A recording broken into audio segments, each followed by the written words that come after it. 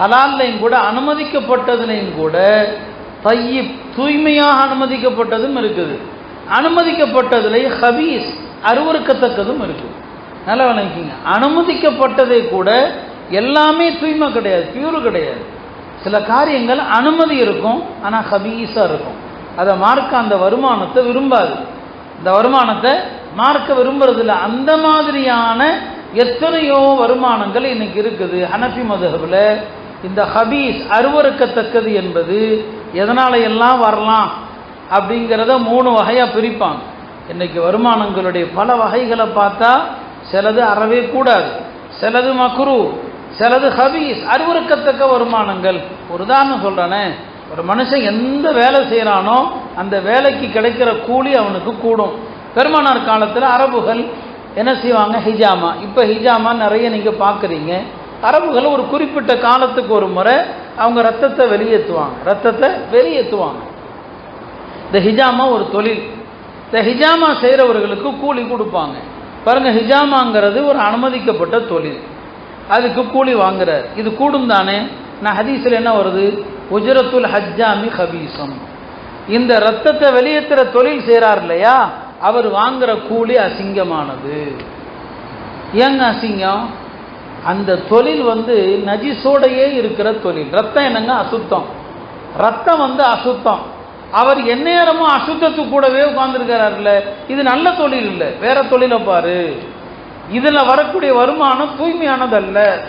இது ஒரு உதாரணத்திற்கு தான், ஒரு சின்ன சாம்பிள் தான் இது.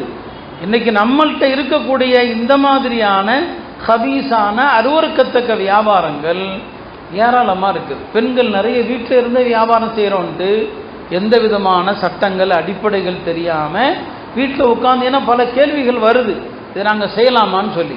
மார்க்கத்தில் பல வியாபாரங்களுக்குன்ற பல கட்டுப்பாடுகள் இருக்குது. வீட்டில் உட்காந்து ஆர்டர் பண்ணி வியாபாரம் செய்கிறாங்கன்னா, ஷரியத்தில் ஒரு பொருளை நீங்கள் வாங்குறீங்கன்னு சொன்னால் உங்கள் கைக்கு அந்த பொருள் வந்த பிறகு தான் நீங்கள் அடுத்த ஆளுக்கு விற்கலாம். உங்களுக்கு அது டெலிவரி ஆகணும். உங்கள் கையில் வராமல் அடுத்த ஆளுக்கு என்ன செய்யக்கூடாது, விற்கக்கூடாது.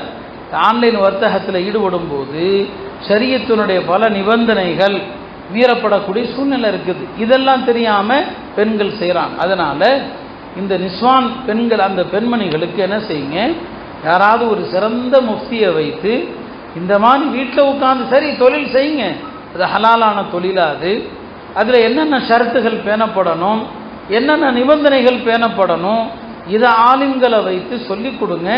சொல்லிக் கொடுத்து அந்த செய்யணும். நான் தப்பில்லை, பெண்கள் பர்தாவை பேணி தொழில் செய்யணும்னு நினச்சா செய்யலாம். சஹாபி பெண்மணிகளும் செஞ்சாங்க. இன்னைக்கு சில விஷயங்களை நம்ம ஓப்பனாக சொல்ல முடியாது. பெண்கள் கூடுங்கிற ஒரு வார்த்தையை எடுத்துக்கொண்டு எல்லா விதிமுறைகள் கட்டுப்பாடுகளையும் மீறிடுவாங்க. இப்போ அதனால் நிஸ்வானுடைய பாடத்திட்டம் என்பது சற்று விரிவாக இருக்கணும். நான் எல்லா இடத்துலையும் அதான் சொல்கிறது, பெண்களுடைய நிஸ்வானில் ஃபிக்ஹுடைய பாடங்களை விரிவாக நடத்துங்க, நல்ல தெளிவாக நடத்துங்க. வெறுமனே தஹாரத்து, தொழுகை, இந்த மசாயிலோடு நிறுத்தாதீங்க.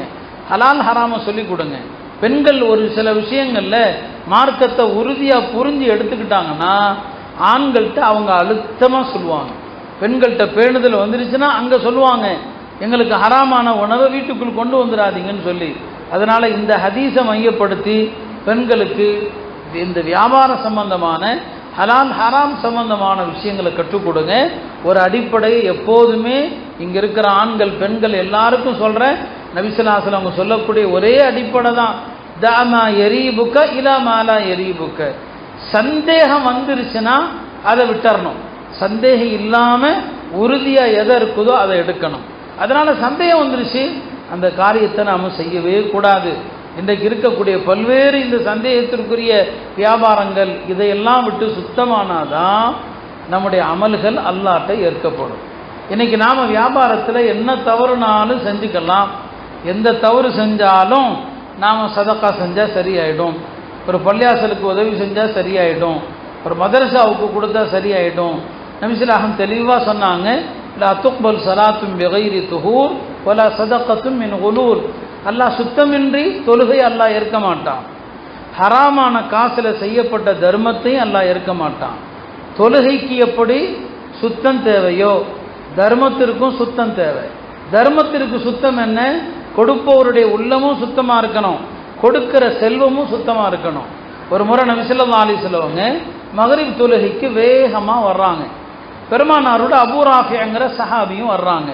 ஜன்னத்துல் பக்கியா கடக்கும்போது நபி ஸல்லல்லாஹு அலைஹி வஸல்லம் திடீரென்று திரும்பி உஃபில்லக்கங்கிறான், உனக்கு நாசம் உனக்கு நாசம் அப்படிங்கிறாங்க. கூட வந்து அபூ ராஃபி பயந்துறான்.